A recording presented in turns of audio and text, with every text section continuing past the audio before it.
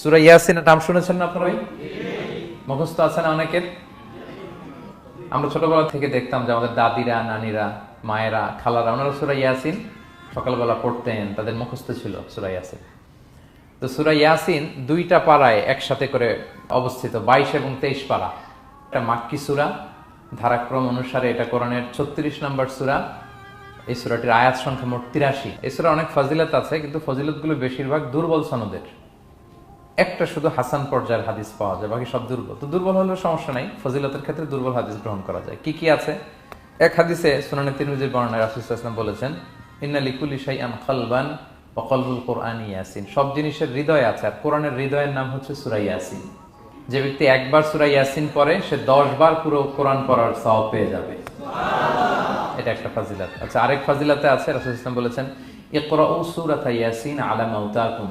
তোমাদের মুমূর্ষদের সামনে বসে সূরা ইয়াসিন পড়ো। মৃত্যু পথযাত্রী এখনই মারা যাবে, অসুস্থ হয়ে পড়ে আছে, তাদের যাতে কষ্ট কম হয়, লাঘব হয়, রাসূল সাল্লাল্লাহু আলাইহি ওয়াসাল্লাম বলেছেন সূরা ইয়াসিন তার সামনে বসে পড়ো। কেন? এটা আমি সামনে বলবো। এগুলো দাঈফ সনদের।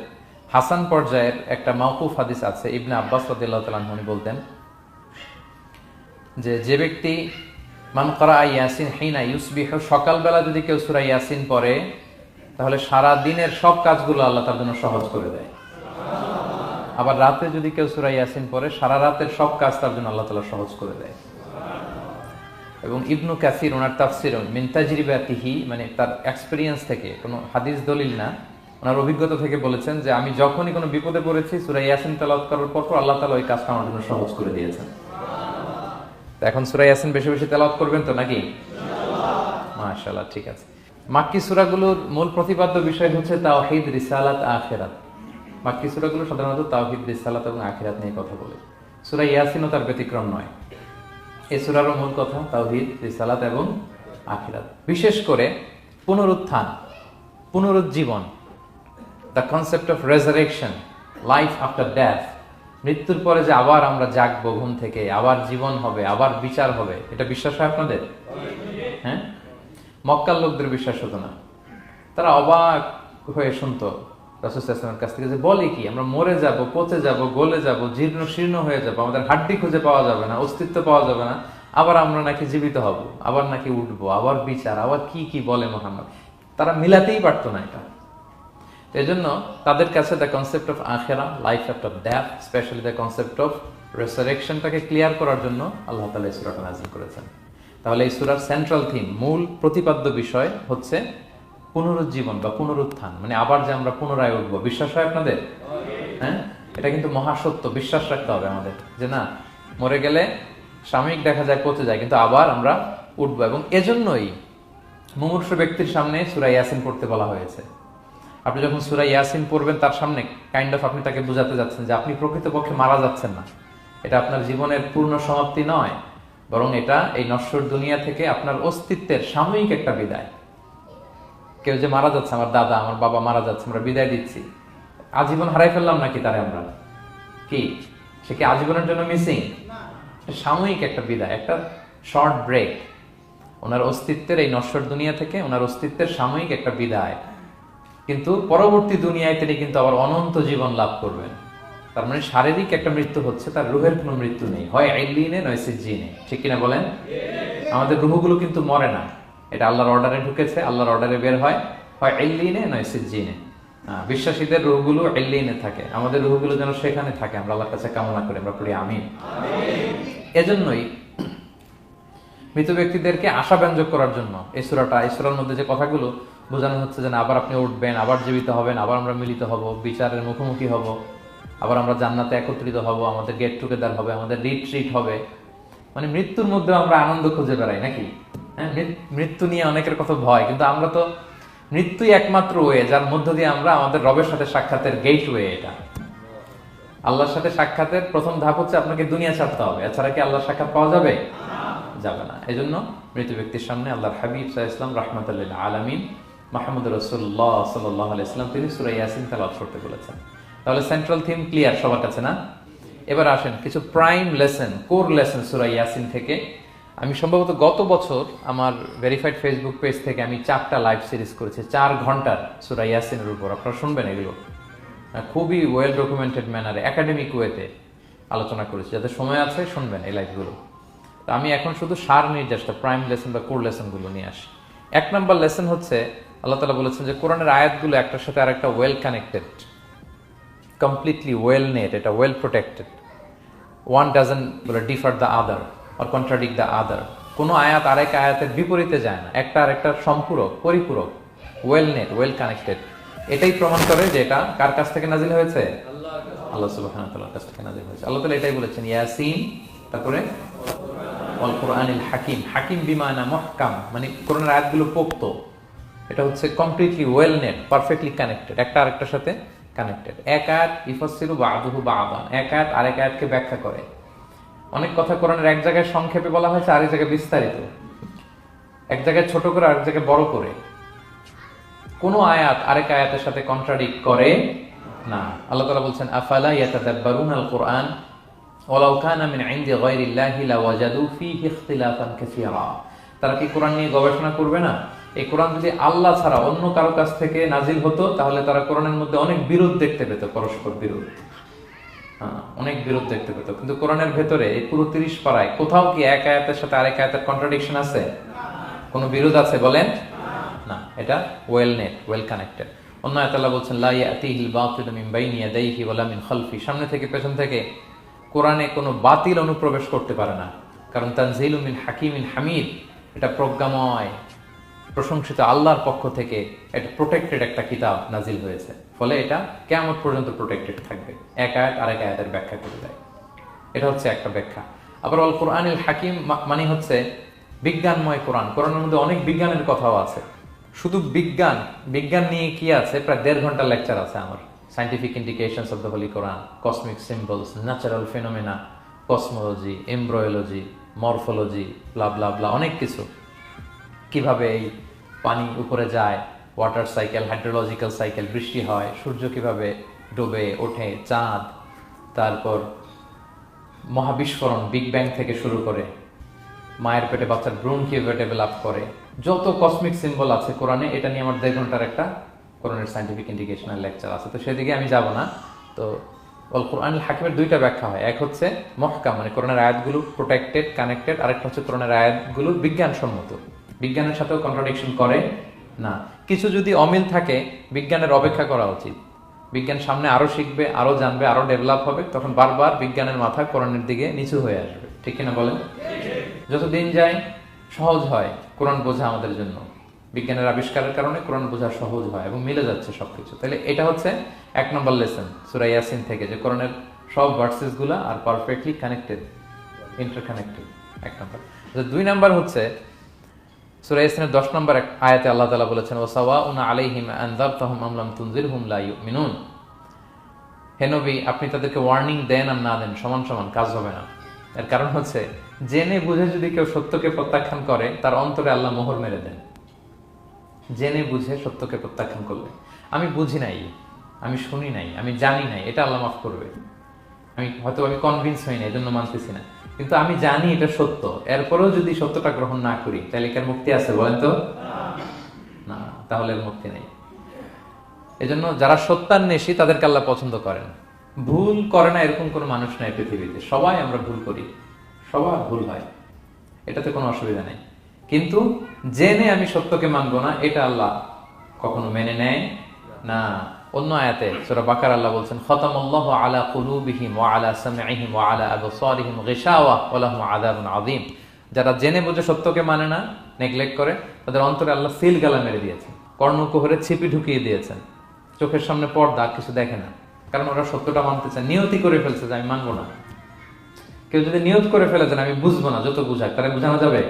আমরা বাংলা একটা কথা বলি না যে ঘুমিয়ে থাকলে তাকে জাগানো সহজ, কিন্তু ঘুমের ভান ধরলে, ভান ধরে আছে ওরা তো ধাক্কা মারতেছি, টানতেছি, ওকে উঠবে ঘুম থেকে না।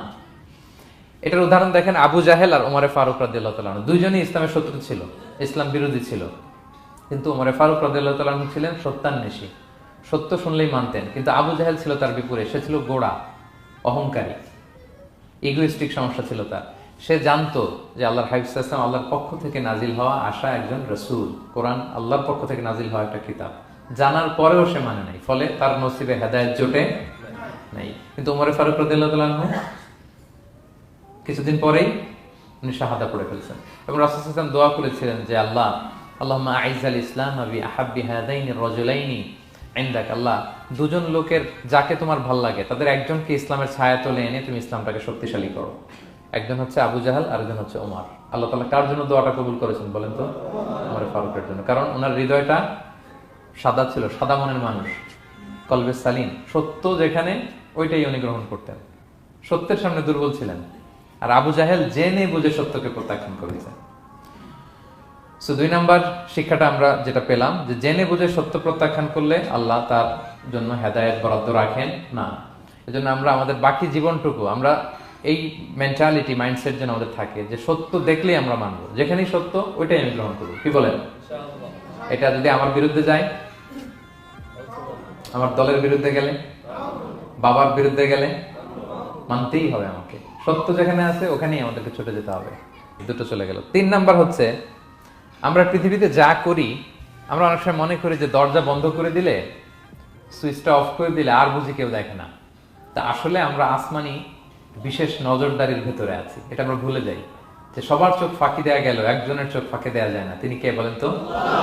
লা তুদরিকুল আবসার ওয়া হুয়া ইউদরিকুল আবসার ওয়া হুয়াল লাতীফুল খাবীর। কেউ তারে দেখে না কিন্তু তিনি সবাইকে দেখে। কোন চোখ তাকে দেখে না কিন্তু তিনি সব চোখগুলোকে দেখে।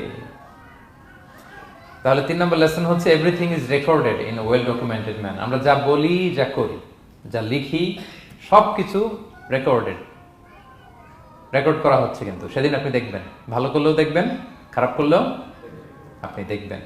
কারণ সবকিছু লিপিবদ্ধ হচ্ছে, সংরক্ষিত হচ্ছে। এটা আল্লাহ কোথায় বলেছেন? সূরা ইয়াসিনের 12 নম্বর আয়াত। আল্লাহ বলেন নাকতুবু মা কদ্দামু ওয়া আসারহুম, তারা যা আমল করেছে আমি লিখে রাখি। ওয়া আসারহুম, এবং যা তারা দুনিয়ার জন্য রেখে গিয়েছে তাও লিখে রাখি। মানে এনি অ্যাকশন দে লেফট বিহাইন্ড, এনি ইফেক্ট দে লেফট বিহাইন্ড। এটা সাদাকায়ে জারিয়া বা গুনায়ে জারিয়া। সাদাকায়ে জারিয়া হচ্ছে আপনি একটা ভালো কাজ করছেন, ধরেন যে দ্বীনি জ্ঞান শিক্ষা দিচ্ছেন। আমি সূরা ফাতিহা শিক্ষা দিলাম আপনাদেরকে, তো আপনারা এটা দিয়ে আজীবন নামাজ পড়তেছেন, আপনার সওয়াব তো আপনি পাবেনই, কিন্তু ওই যে আমি শিক্ষা দিলাম একটা পার্সেন্টেজ সওয়াব আজীবন আমার আমল নামে আসবে। শুধু তাই না, আপনি যে আবার আরেকজনকে সূরা ফাতিহা শিক্ষা দিবেন, সে তার পরবর্তী নেক্সট জেনারেশনকে সূরা ফাতিহা, এইভাবে কিয়ামত পর্যন্ত এই চেইন ধরে সূরা ফাতিহা যত লোক শিখবে তারা তাদের সওয়াব ঠিকই পাবে, কিন্তু তার একটা পার্সেন্টেজ সওয়াব আল্লাহ তাআলা আমার আমল নামায় দিয়ে দিবে। এটাকে বলে আসার। ওয়া নাকতুবু মা কদ্দামু, নিজে যে আমল করলাম আল্লাহ বলে এটাও লিখে রাখছি। ওয়া আসারহুম, any effect you left behind in this দুনিয়া, যেটা আপনি রেখে গেছেন এটাও আল্লাহ লিখে রাখবে। এবং ওয়াকুল্লা শাইইন আহসাইনাহু ফি ইমামিন মুবিন, আল্লাহ বলেন সবকিছু একটা নথির ভেতরে নথিবদ্ধ করে। নথি চিনেন তো না?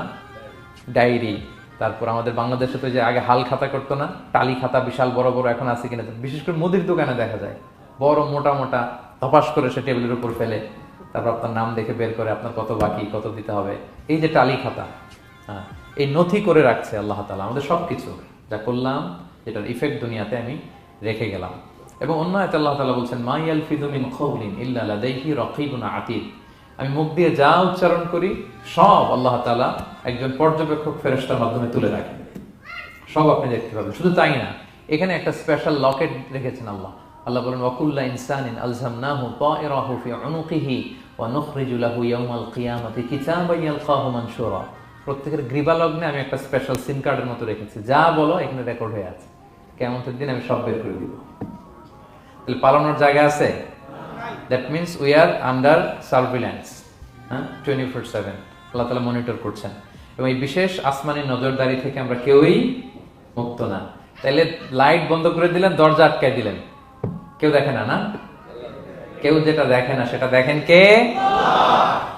আচ্ছা, 3টা জেনে গেলেন। 4 নম্বরে হচ্ছে পৃথিবীতে সব নবীরা এক মিশন এবং ভিশন নিয়ে এসেছে।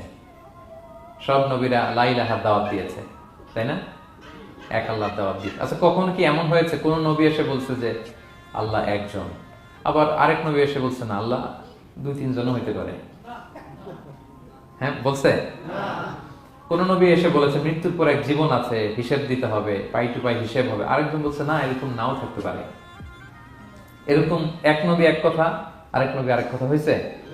এগুলো নবীদের মধ্যে হয়, কবিদের মধ্যে হয়। এক কবি এক কথা বলে, আরেক কবি, এক দার্শনিক এক কথা বলে, আরেক দার্শনিক আরেক কথা, এক রাজনীতিবিদ এক কথা, আরেক রাজনীতিবিদ আরেক, এদের মধ্যে ধাক্কাধাক্কি হয়। কিন্তু নবীদের মধ্যে কথার মধ্যে এগুলো আছে, কারণ তারা মন গড়া কথা বলে না। ওমা ইয়ানতিকু আনিল হাওয়া ইন হুয়া ইল্লা ওয়াহয়ু ইউহা।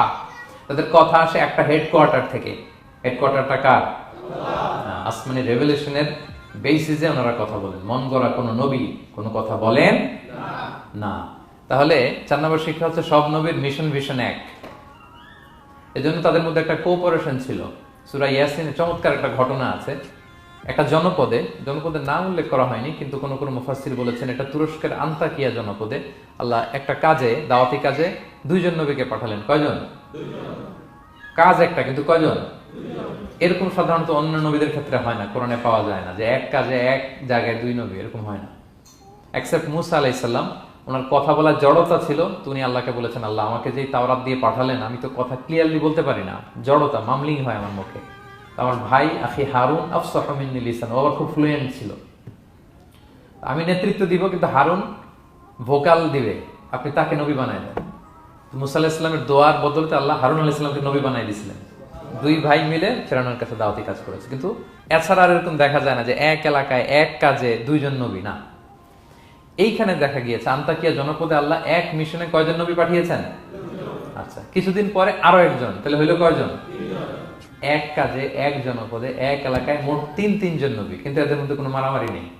আমাদের দায়ীদের অবস্থা দেখেন তো বাংলাদেশে, মাশাআল্লাহ। আমাদের প্রত্যেক দায়ীদের একই মিশন না? একই মিশন, একই ভিশন, একই লক্ষ্য, একই ডেস্টিনেশন, কিন্তু কত বিভেদ, কত বিরোধ দেখেন। আল্লাহ তাআলা সূরা ইয়াসিনের 14 নম্বর আয়াতে বলছেন, ইদ আরসালনা ইলাইহিম মুসনাইন, প্রথম 2 জন নবী পাঠালাম একটা মিশনে, ফাআজ্জাজনা বিসালিস, এবং 3য় জন দিয়ে আরো এদেরকে মজবুত করলাম। ফাকালু ইন্না ইলাইকুম মুরসালুন, তারা যে 3 জন একই কথা বলল যে আমরা রাসূল হয়ে এসেছি। তাহলে দেখেন নবীদের মধ্যে পারস্পরিক শ্রদ্ধাবোধ ছিল। বড় নবী, ছোট নবী, প্রধান বক্তা, দ্বিতীয় বক্তা, তৃতীয়, এগুলো ছিল না। এই 3 নবীর মধ্যে প্রধান নবী, দ্বিতীয় নবী, তৃতীয় নবী আছে নাকি? না। 3 জন একই মিশনে, একই ভিশনে, কোঅপারেশনে তারা এগিয়ে গিয়েছে। তো দেখেন আমরা যারা কোরআনের দায়ী, আমরা তো নবীদের কাজটাই করি, ফলে আমাদের মধ্যে এই কোঅপারেশন থাকতে হবে, এই রেসপেক্ট থাকতে হবে। আমি ব্যক্তিগতভাবে খুবই লজ্জিত যে আমাদের এই দাওয়া অঙ্গনটাকে আমরা কলুষিত করে ফেলেছি। আমরা অন্য আলেমকে, অন্য দায়ীকে তুচ্ছ করা, তাচ্ছিল্য করা, ছোট করা, হেয় করা, তাকে বাতিল করা, নাকচ করা, এরকম আমরা করে থাকি। আমি একাই ইসলামের মুখপাত্র, আমি যা বলবো এটাই, এটা ঠিকাদারি আমার কাছে, এরকম একটা মেন্টালিটি আছে না? এটা নবীদের মাইন্ডসেট এরকম ছিল না। ওনারা কোঅপারেশনে, কোলাবোরেশনে কাজ করতেন, পার্টনারশিপে, একে অপরের প্রতি রেসপেক্ট ছিল। কোন নবী আরেক নবীর বিসৎকার করে নাই। কিন্তু আমরা এক দায়ী আরেক দায়ীকে কাফের বলতেও তো আমরা দ্বিধাবোধ করি না, কি বলেন? আল্লাহ তাআলা আমাদের বোঝার তৌফিক দান করুন। 5 নাম্বার, নবীদের কাজ হচ্ছে আল বালাগুল মুবিন, ক্লিয়ার কমিউনিকেশন, শুধু পৌঁছে দেয়া, বাণীবাহকের কাজ করা। আল্লাহ তাআলা বলছেন, ওমা আলাইনা ইল্লাল বালাগুল মুবিন। ওই 3 জন নবী যখন বুঝালেন, তারা এলাকাবাসী মানে না, রিজেক্ট করলো, কিন্তু তারা বললো যে আমাদের কাজ হচ্ছে পৌঁছে দেওয়া, মানবা কি মানবো না এটা তোমাদের কাজ। আমাদের কাজ কি? আল বালাগুল মুবিন, কোরআনিক টার্মিনোলজি, মানে হচ্ছে ক্লিয়ার কমিউনিকেশন, আমাদের কাজ পৌঁছে দেওয়া, এর বেশি কিছু না। আমরা অনেক সময় একটু জবরদস্তি করতে চাই, জোরাজুরি করতে চাই, এই নামাজ পড়ো না কেন, তাকে জোরাজুরি করা, দাঁড়িয়ে রাখানো, জোরাজুরিতে বেশি কাজ হয় না। আপনি পাওয়ারফুল মেসেজ দিবেন, ইনফ্লুয়েন্স করবেন, এতেই আল্লাহ হেদায়েত দিবে। কারণ হেদায়েতটা নিয়ন্ত্রণ করেন একমাত্র কে? আল্লাহ। আর কারো হাত নাই, এমনকি নবীরও না। কোন নবীও চাইলে কাউকে হেদায়েত দিতে পারে না। আল্লাহর হাবিব সাল্লাল্লাহু আলাইহি ওয়াসাল্লাম মক্কায় মক্কাবাসীদের পেছনে ঘুরতে ঘুরতে পেরেশান। উনি তো রহমতের নবী, উনি ভাবতেছিলেন হায়রে একটু যদি আমার কথা মানতো তাইলেই তো জাহান্নাম থেকে বেঁচে যায়। আর একটু দাওয়াত দেই, সকালে দেই, দুপুরে দেই, বিকেলে দেই, রাতে দেই। তাদের পিছনে ঘুরতে ঘুরতে রাসূল সাল্লাল্লাহু আলাইহি ওয়াসাল্লাম পেরেশান হয়ে যেতেন। আল্লাহ তাআলা সূরা কাহফে আয়াত নাযিল করলেন, ফালা আল্লাকা বাকিউন নাফসাকা আলা আসারিহিম ইল্লাম ইউমিনু বিহাদাল হাদীসি আসাফা। নবী, ওরা যদি শুনতে না চায়, আপনি তো ওদের পিছনে ঘুরতে ঘুরতে পাগল হয়ে যাচ্ছেন বোধহয়, না রেখে দেন, মানলে মানুক, না মানলে নাই। হেদায়েত দেওয়ার মালিক হচ্ছে আমি। ফাযাক্কির ইন্নামা আনতা মুযাক্কির, আপনি শুধু স্মরণ করিয়ে দেন, উপদেশ দেন। লাস্তা আলাইহিম বিমুসাইতির, আপনি বল প্রয়োগ করতে আসেন, আপনাকে দারোগা বানাই পাঠাইনি আমি, আপনি শুধু পৌঁছে দিবেন। এমনকি রাসূল সাল্লাল্লাহু আলাইহি ওয়াসাল্লাম ওনার চাচা আবু তালেবের হেদায়েতের জন্য অনেক ট্রাই করেছেন, কিন্তু হেদায়েত নসিব হয়েছে বলেন? কারণ ইন্নাকা লা তাহদি মান আহবাবতা ওয়ালাকিন্নাল্লাহ ইয়াহদি মান ইয়াশা। নবী আপনি যাকে চান তাকে হেদায়েত দিতে পারবেন না। তাহলে আমাদের যারা দাঈ, আমাদের কাজ কি? পৌঁছে দেওয়া। বলেন তো কাজ কি? নাকি বল প্রয়োগ করা, জোরাজোরি করা? মাশাআল্লাহ। 7 নাম্বার লেসন হচ্ছে এই পৃথিবীর সবকিছু আইন মানে কার? বলেন তো আল্লাহর। ইচ্ছায় অনিচ্ছায় সবকিছু আল্লাহর আইন মানে, আমরা ছাড়া শুধু। আকাশ, জমিন, বাতাস, বৃষ্টি, মেঘমালা, পাহাড়, সাগর, নদী, সূর্য, চন্দ্র, সব আইন মানে কার? আল্লাহর আইন মানে। সে কথা আল্লাহ বলছেন ওয়াশ-শামসু তাজরি লিমুস্তাকাররিল লাহা। আমি সূর্যের জন্য একটা গতিপথ দিয়েছি, কক্ষপথ, অক্ষপথ, সে ওইদিকেই ঘুরে, ওরে ঘুরতে বলছে ও ঘুরে, এর কোনো ব্যত্যয় নাই। যালিকা তাকদীরুল আজিজিল আলিম, এটা আমি আল্লাহ ফিক্স করে দিয়েছি। ওয়াল কামারা কাদ্দারনাহু মানাজিলা হাত্তা আদা কাল উরজুনিল কাদিম। আর চাঁদকে আমি 30টা মঞ্জিল দিয়েছি। দেখবেন চাঁদ কিন্তু এক জায়গায় উদিত হয় না, 30 দিনে 30 জায়গায়, পুরো মাস ব্যাপী এদিক থেকে ওদিকে শুধু ঘুরে। এটা আল্লাহ ফিক্স করে দিয়েছে, এটা ওর বিধান। আমাদের জন্য কোরআন বিধান হিসেবে দিয়েছে, আমরা মানি না, কিন্তু প্রত্যেক প্রাণীর জন্য, সৃষ্টির জন্য যে বিধান আল্লাহ ফিক্স করেছেন ওরা ওইটাই মানে, এর একটু একচুল পরিমাণ ডান ব্যয় করে না। সুবহানাল্লাহ, সুবহানাল্লাহ। সো জগতের সবকিছু আল্লাহর দেয়া বিধান মেনে চলে, কারণ গোটা জগৎটাই তো তার। গোটা জগৎটা কার বলেন? ফলে আইনও চলবে তার। আমরা যেন আল্লাহর সবগুলো আইন মেনে চলি। 8 নাম্বার হচ্ছে এই যে আমরা জান্নাতের কথা শুনি, কিয়ামতের কথা শুনি, আখিরাতের কথা শুনি, একদিন আমরা এটা চাক্ষুষ দেখতে পাবো, তখন আমাদের এই বিশ্বাসটা আরো প্রগাঢ় হবে। মৃত্যুর পরে যে আমাদের লম্বা ঘুম, এই আমাদের নিদ্রা ভঙ্গ যেদিন হবে, সেদিন আমরা সব দেখতে পাবো, চাক্ষুষ কিয়ামতের সবকিছু। সেটা আল্লাহ তাআলা বলছেন নুফিখা ফিস সূরি ফাইদাহুম মিনাল আজদাসি ইলা রাব্বিহিম ইয়ানসিলুন। ইসরাফিলের সিংহার ফুৎকারে সেদিন সব মানুষ জেগে উঠবে। আপনারা ইসরাফিল আলাইহিস সালামের নাম শুনেছেন? কে উনি? একজন ফেরেশতা। উনি বড় একটা সিংহায় ফুৎকার দিবেন। সৃষ্টির পর থেকে আল্লাহ ওনাকে একটা কাজের জন্য অ্যাসাইন করেছেন, শুধু ফু দিবে 3টা। কয়টা? আর কোনো কাজ আছে? That's it, that's it. শুধু 3টা ফু দিবে, 3 বারে। ঠিক যে মুহূর্তে আপনারা এখন কথা শুনছেন, এই মুহূর্তে উনি ওই ট্রাম্পিট সিংহা নিয়ে আরশের দিকে তাকায় আছে। কখন আল্লাহর আদেশ আসে, 1 সেকেন্ডের জন্য দেরি না, চোখের পলক যাতে দেরি না হয়ে যায়, তাকিয়ে আছেন উনি। ফুৎকার দিবে তো কবর থেকে মানুষগুলো উঠবে। মিনহা খালাকনাকুম ওয়া ফিহা নুঈদুকুম ওয়া মিনহা নুখরিজুকুম তারাতান উখরা। এই কথাই আল্লাহ এই সূরাতে বলেছেন। তো মানুষ যখন উঠবে, কারো ঘুম হবে 50 বছর, কারো 500 বছর, কারো 5000 বছর, কারো 5 লক্ষ বছর। পৃথিবীতে প্রথম নিহত হয়েছে কে জানেন? হাবিল। আদম আলাইহিস সালামের ছেলে হাবিল পৃথিবীর প্রথম মারা গেছে। সে, তার ঘুমটা কত লম্বা বলেন তো? সে কত হাজার বছর, লক্ষ বছর বেচারা ঘুমাচ্ছে, হ্যাঁ, তার কবরে। তো এই সব সিংহার ফুৎকার সব কবর থেকে উঠবে। ক্বালু ইয়া ওয়াইলানা মান বাআসানা মিন মারকাদিনা হাযা। কিরে, কে ভাঙালো এই লম্বা ঘুমটা? সবাই তো ঘুমাচ্ছিলাম। হাযা মা ওয়া'দার রহমান। ফেরেশতারা বলবে এইটাই সেই দিন যেটা বিশ্বাস করো নাই দুনিয়াতে। ওয়াজ নসিহত হইলে তো তোমরা মানতা না, বলতা এগুলো কিছু নাই। আজকে সেই দিন। সাদাকাল মুরসালুন, রাসূলরা সত্যই বলেছেন। ওই দিন মানুষ চাক্ষুষ কিয়ামতকে অবলোকন করবে। 9 নম্বর শিক্ষা হচ্ছে তখন আল্লাহ তাআলা বিচার প্রতিষ্ঠিত করবেন। ওই বিচারে আল্লাহ কাউকে ঠকাবেন না। বলেন তো আল্লাহর বিচারে কোনো পার্সিয়ালিটি আছে? কোনো ঘুষ দেওয়ার সিস্টেম? স্বজনপ্রীতি আছে? না। এই কথা আল্লাহ বলেছেন সূরা ইয়াসিনের 54 নম্বর আয়াতে, ফালিয়াউমা লা তুযলামু নাফসুন শাই। কোনো জুলুম হবে না। ওয়া তুজজাউনা ইল্লা মা কুনতুম তা'মালুন। যে যা করেছে ওইটারই প্রতিদান পাবে। এমন না যে আপনি করছিলেন খুব ভালো কিন্তু আপনি পান নাই, এটা হবে না। যার যে রিওয়ার্ড পাওয়ার কথা ওইটাই পাবেন, কারণ আল্লাহ জুলুম করেন না। ওমা আনা বিযাল্লামিন লিল আবিদ। আল্লাহ বলে আমি আমার বান্দার প্রতি বিন্দু পরিমাণ জুলুম করি না। ওয়া নাদউল মাওয়াজিনাল কিসতা লিয়াউমিল কিয়ামা ফালা তুযলামু নাফসুন শাইআ। সেদিন আমি ন্যায় বিচারের মানদণ্ড স্থাপন করব, ওখানে একটা চুল ফেললেও এটা ওজন নাই। ফামান ইয়ামাল মিসকালা যাররাতিন খায়রান ইয়ারা ওয়া মান ইয়ামাল মিসকালা যাররাতিন শাররান ইয়ারা। অনুপরিমাণ ভালো করলে ভালো পাবেন। এই যে সে লিল্লাহি তাকবীর বলছে, সওয়াব হইছে না? সে ওই দিন আমলনামায় দেখবে কি রে, অমুক এক মাহফিলের মধ্যে আমি লিল্লাহি তাকবীর বলছিলাম, এইটার এতগুলা সওয়াব। তারপরে এই যে আপনারা আল্লাহু আকবার বলছেন, এতে সওয়াব হইছে না? তো এরকম ছোট্ট ছোট্ট প্রতি মুহূর্তে একজন রাস্তা চেনে না, রাস্তা দেখাই দিলেন, একজন একটা ভালো উপদেশ দিলেন। হ্যাঁ, এইভাবে ছোট্ট ছোট্ট যত ভালো কাজ সব পাবেন, ছোট ছোট খারাপ কাজ সব সেদিন পাবেন, কোনো জুলুম হবে না। আচ্ছা, 10 নম্বর শিক্ষা হচ্ছে যারা জান্নাতে যাবে, জান্নাতের একটা ফিচার হচ্ছে, মেজর ফিচার, জান্নাতে যে জান্নাতীরা যা চাবে তাই পাবে, কোনো না নাই সেখানে। যার যেটা মনে চায়। এটা সূরা ইয়াসিনের 57 নম্বর আয়াত আল্লাহ বলেছেন লাহুম ফিহা ফাকিহা ওয়া লাহুম মা ইয়াদদাউন। সেখানে অজস্র অঢেল সুস্বাদু মুখরোচক ফলমূল থাকবে। দুনিয়াতে এক ফলে এক মজা। আনারসের মজা তরমুজে নাই, তরমুজের মজা আমে নাই, আমের মজা বাঙ্গিতে নাই, বাঙ্গির মজা কাঁঠালে নাই, কাঁঠালের মজা ডুরিয়ানে নাই। যেইটা খাবেন ওইটা স্বাদ। জান্নাতে এক ফলের ভেতরে হাজার রকমের স্বাদ আল্লাহ ঢুকাই দিবে। আচ্ছা, দুনিয়াতে যে কমলা খান, কমলার ছোলা খান, হ্যাঁ, ডাব যে খান, ডাবের ছোলাটা খান, শুধু পানি। ওইখানে ডাবের চেয়ে আর ডাবের ছোলা মজা লাগবে। কমলার চেয়ে কমলার ছোলা হবে আরো সুস্বাদু। মানে ওইটার ফিচারের সাথে দুনিয়ার ফিচারের কোনো তুলনাই হয়, নো কম্পারিজন। যা চাবে তাই হবে। ইয়াসিনের 11 নম্বর শিক্ষা হচ্ছে সেদিন নিজের হাত পা নিজের বিরুদ্ধে সাক্ষী দিবে যারা জাহান্নামে যাবে। কারণ জাহান্নামীরা বলবে না আল্লাহ করি নাই, তোমার ফেরেশতারা ভুলে লিখছে, আল্লাহ আরেকজনের আমলনামা আমার দিয়ে দিছে, এই অনেক ধরনের অজুহাত। তখন আল্লাহ তাআলা তার মুখটাকে সিলগালা করে দিবেন। ফাল ইয়াউমা নাখতিমু আলা আফওয়াহিহিম ওয়া তুকাল্লিমুনা আইদিহিম ওয়া তাশহাদু আরজুলুহুম বিমা কানু ইয়াকসুবুন। আল্লাহ বলে তোমার মুখ আমি সিলগালা করে দিলাম, হাত কথা বলবে, তখন পা সাক্ষী দিবে কোথায় যে এই পাপটা করছেন।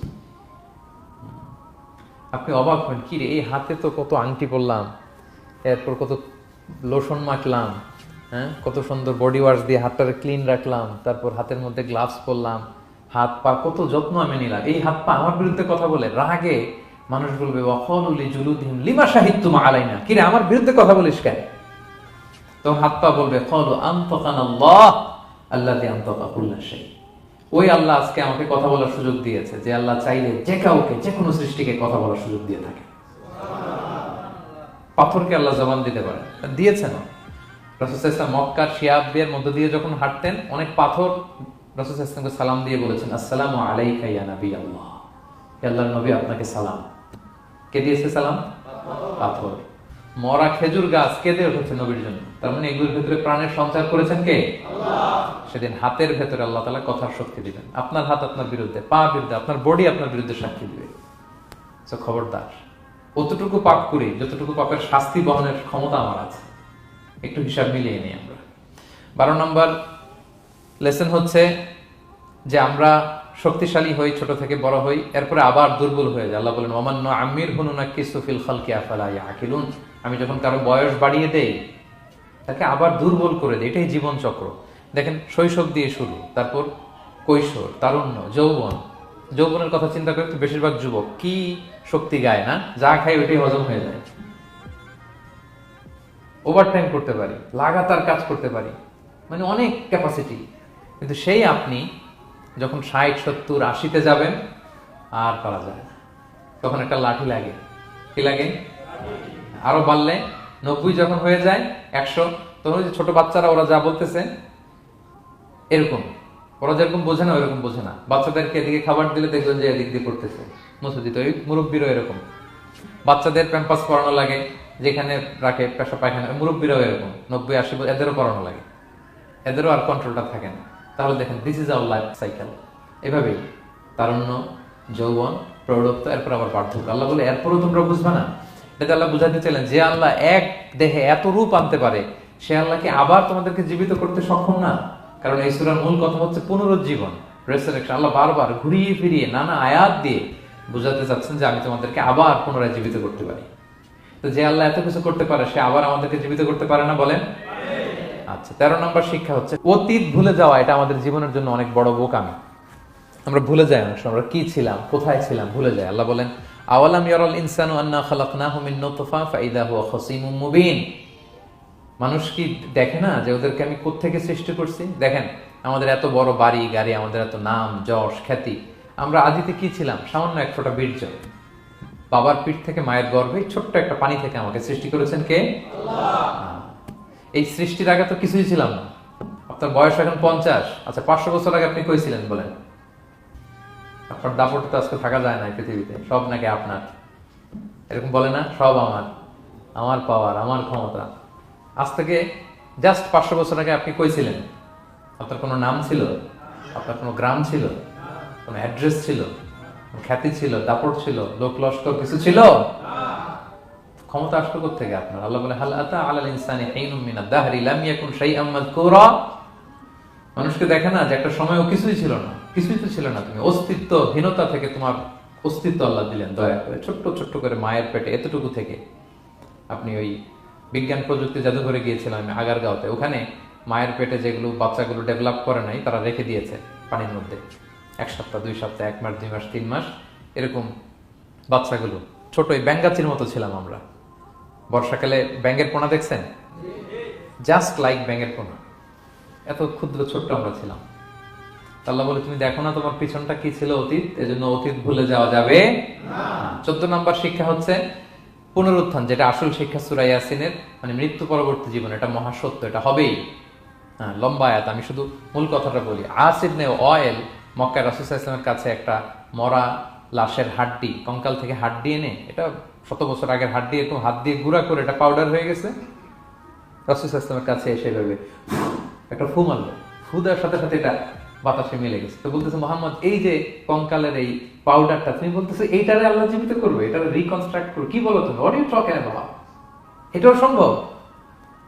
আল্লাহ এই কথাটা সূরা ইয়াসিনে তুলে ধরলেন, যে দারাবা লানা মাসালান ওয়া নাসিয়া খালকা ক্বালা মান ইউহিল ইযামা ওয়া হিয়া রামীম, এটারে কে আবার জীবিত করবে, এটা তো জীর্ণ শীর্ণ ধুলা বালু পাউডার হয়ে গিয়েছে। আল্লাহ বলেন, কুল, নবী আপনি ওয়াইলকে বলেন, ইউহিহাল্লাযী আনশাহা আউওয়ালা মাররা, ওই আল্লাহ সৃষ্টি করবেন যে এটারে প্রথমে বানাইছিলেন। এটার তো অস্তিত্ব ছিল না, অস্তিত্বহীন থেকে যখন আল্লাহ বানাইতে পারেন, এটা মরে যাওয়ার পরে তারে আল্লাহ আবারও বানাতে পারবেন, ঠিক কিনা বলেন? আচ্ছা বলেন, কোন জিনিস প্রথমে বানানো সহজ না দ্বিতীয়বার বানানো সহজ? দ্বিতীয়বার, তাই না? তো প্রথমেই যেহেতু আল্লাহ আমাদেরকে বানাই ফেলতে পারছে, মরে গেলে গলে গেলে পচে গেলে দ্বিতীয়বার বানানো কেন জন্য কঠিন হবে? কঠিন হলে তো প্রথমবার হওয়ার কথা ছিল, যেহেতু নমুনা ছিল না, আল্লাহর কাছে কোনো মডেল ডিজাইন ছিল যে এটার আলোকে এটা ছিল। তো সেই আল্লাহ যখন আমাদেরকে বানাই ফেলতে পারছেন প্রথমবার, দ্বিতীয়বার কি তার জন্য কঠিন না সহজ? তখন বিষ্ণু ইসা ইসলাম বললেন যে এই পাউডার, তুমি যে কঙ্কালের হাড্ডি ফু দিয়ে বললা, এটাকে আল্লাহ জীবিত করবেন, অনুরূপভাবে তোমাকেও জীবিত করবেন এবং তোমাকে জাহান্নামে নিক্ষেপ করবেন। আল্লাহ জাহান্নাম থেকে আমাদেরকে হেফাজত করুন। সহিহ মুসলিমের হাদিস, আল্লাহর হাবিব সাল্লাল্লাহু আলাইহি ওয়াসাল্লাম বলেন, ইন্না ফিল ইনসানি আযমান, মানুষের দেহে একটা হাড্ডি কণিকা আছে, লা তাআকুলুল আরদু আবাদা, এই হাড্ডি কণিকা জমিন কখনো খেতে পারে না। মানে আমাদেরকে কবর দিয়ে দিলে তো মাটি পুরো লাশটা খেয়ে ফেলে, 50-100 বছর পরে আর কিছুই থাকে না, আসলে আমাদের হাড় গোড়ও থাকে না, ওইটাও পাউডার হয়ে যায়, পোকামাকড় খেয়ে ভ্যানিশ। কিন্তু একটা জিনিস ছাড়া, আমাদের এই যে শির দ্বারা ব্যাকবোন, আমাদের স্পাইনাল কর্ডের একেবারে নিচে ট্রায়াঙ্গেল ছোট্ট একটা হাড্ডি কণিকা আছে, ত্রিভুজ আকৃতির, এটাকে ডাক্তারি ভাষায় বলে কক্সিক্স টেইল বোন, পুচ্ছাস্তি বলে। এই ছোট্ট কণা, এইটা নষ্ট হয় না। আল্লাহ বলে এইটাকে বেইস ধরে আমি কিয়ামতের দিন তোমাদের সবাইকে আবার জীবিত করব। হিন্দুরা যে শ্মশানে লাশ পোড়ায়, সব পুড়ে যায়, কক্সিক্স পুড়ে নয়, ছোট্ট কক্সিক্স কোথা হয় জানেন? গরুর লেজটা যেখান থেকে শুরু হয় ওই জায়গায়, মানে আমাদের শিরদাঁড়ার একেবারে নিচের দিকে ছোট্ট একটা ট্রায়াঙ্গেল হাড্ডি কণিকা আছে, খুবই ছোট ট্রায়াঙ্গেল বোন পার্টিকেল, এটা থেকে আল্লাহ সৃষ্টি করে। এটা বিমানের ব্ল্যাক বক্সের মতো, বিমান জ্বলে পুড়ে যায়, সাগরের নিচে গেল ব্ল্যাক বক্স কিছু হয় না, জানেন? যে MH কত 370, ওই যে ডুবলো, যে ভারত মহাসাগরের নিচ থেকে 3 দিন সিগন্যাল দিচ্ছিল ব্ল্যাক বক্স, এরপর এটার ব্যাটারিও নাই, আর দিতেও পারে নাই, দেখেন সব ধ্বংস হয়ে যায়। ব্ল্যাক বক্স থেকে বিমানের সর্বশেষ কি হয়েছিল ইনফরমেশন গুলো পাওয়া যায়, ওইটা নষ্ট হয় না সাধারণত বিমানের। এই আল্লাহ তাআলা এই ব্ল্যাক বক্স দিয়ে দিয়েছেন আমাদের পেছনে, আজ বুঝলেন? এখান থেকে আল্লাহ তাআলা সেদিন আমাদেরকে রিকনস্ট্রাক্ট করবেন। তাহলে পুনরুত্থান, আবার যে আমরা জীবিত হবে, এটা বিশ্বাস হয় আপনাদের? হয়। এটা করতে আল্লাহ কিছুই লাগে না, শুধু কুন বললেই হয়ে যায়। কি বললে? এই কুন কথা দিয়ে আল্লাহ তাআলা শেষ করেছেন সূরা ইয়াসিন। আল্লাহ বলেন যে আল্লাহর যে অসীম ক্ষমতা, এটা শুধু কুন বললেই হয়। ইন্নামা আমরুহু ইযা আরাদা শাইআন আইয়াকুলা লাহু কুন ফায়াকুন, কুন হও ফায়াকুন, হয়ে যায়। বি ইট ওয়াজ, হও বলতে হয়ে যায়। তাই বলে কি আল্লাহ হও বলাটাও জরুরি না, তিনি হও বলারও মুখাপেক্ষী না। দুনিয়াতে আমাদের বোঝানোর জন্য তিনি বলছেন যে আমি কুন বললেই হয়ে যায়, আমার কুনও বলা লাগে না, চিন্তা করা মাত্রই হয়ে যায়। ফাআলুল লিমা ইউরিদ, তিনি যা ইচ্ছা তাই করতে পারেন। সো সে আল্লাহকে যেন আমরা ডাকি, তার কাছে যেন আমরা ফরিয়াদ করি, আমাদের মনের আকুতি চাহিদা প্রার্থনা তার কাছে যেন আমরা নিবেদন করে পেশ করি। আল্লাহ তাআলা আমাদের সবাইকে কথাগুলো বোঝার ও আমল করার তৌফিক দান।